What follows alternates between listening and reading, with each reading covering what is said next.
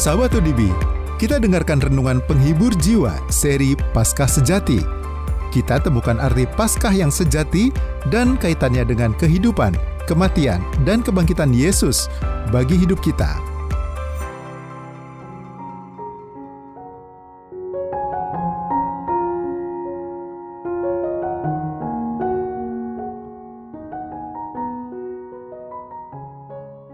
Seri renungan penghibur jiwa ini berjudul Pengharapan yang Pasti.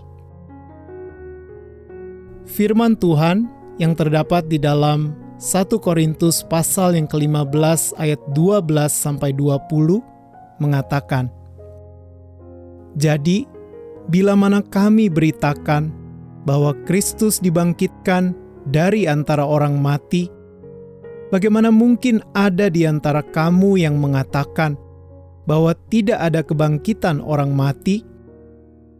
Kalau tidak ada kebangkitan orang mati, maka Kristus juga tidak dibangkitkan.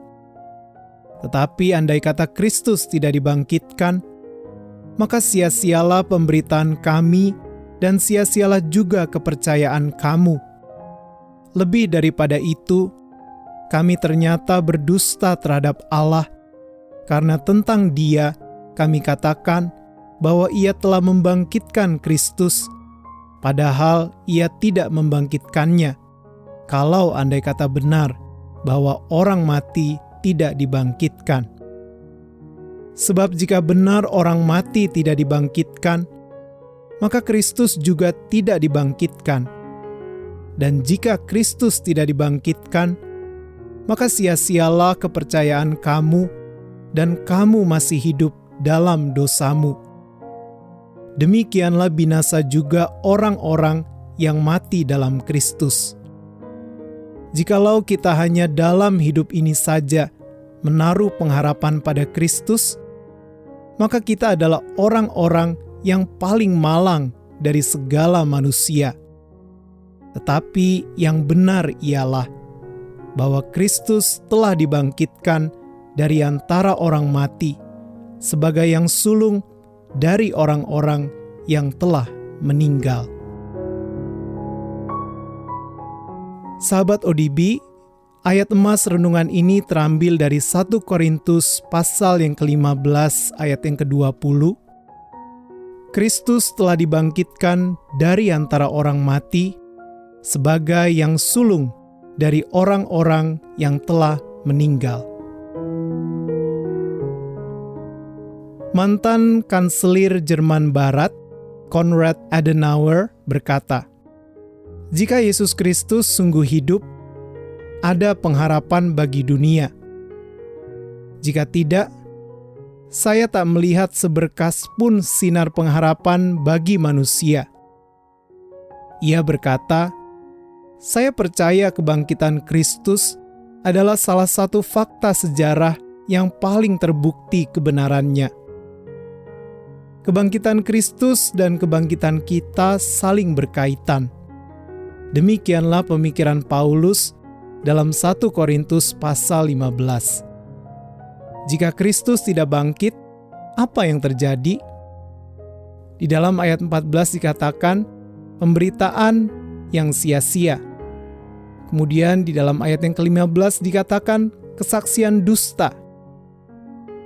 Di dalam ayat yang ke-17 dikatakan kepercayaan yang sia-sia. Di dalam ayat yang ke-17 pula dikatakan dosa tak diampuni. Di dalam ayat ke-18 dikatakan tidak ada kehidupan setelah kematian.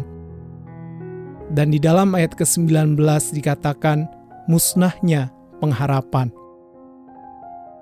Namun Kristus benar-benar bangkit dari kubur. Paulus menegaskan bukti kebangkitan Kristus di dalam ayat yang pertama sampai dengan ayat yang ke-11. Ia menuliskan banyaknya saksi terpercaya yang melihat Tuhan yang telah bangkit. Di antaranya adalah Petrus pada ayat yang ke-5, 500 orang pada ayat yang ke-6, semua rasul pada ayat yang ke-7, dan Paulus sendiri di dalam ayat yang ke-8. Ketika Sokrates sang filsuf Yunani terbaring sekarat, teman-temannya bertanya, "Apakah kita akan hidup lagi?" Ia hanya berkata, "Mudah-mudahan." Sebaliknya, pada malam sebelum seorang penulis dan penjelajah, Sir Walter Raleigh, dipenggal kepalanya, ia menulis dalam Alkitabnya, "Dari bumi ini, kubur ini, debu ini, Allahku akan membangkitkanku." Jika kita percaya Kristus adalah juru selamat kita tak akan berkata, "Mudah-mudahan," tentang kebangkitan kita. Kebangkitan Yesus memberi kita pengharapan yang pasti. Nantikan bersyukur Sang Hakim semesta yang datang menjemput semua hamba-Nya. Sahabat ODB, kebangkitan Kristus adalah jaminan kebangkitan kita. Terima kasih sudah mendengarkan renungan penghibur jiwa dari Our Daily Bread Ministries. Untuk berlangganan renungan kami, silakan daftarkan diri Anda melalui situs santapanrohani.org. Pelayanan ini didukung oleh persembahan kasih dari Anda yang memampukan kami untuk menyampaikan hikmat Alkitab yang mengubahkan hidup kepada lebih banyak orang. Tuhan memberkati.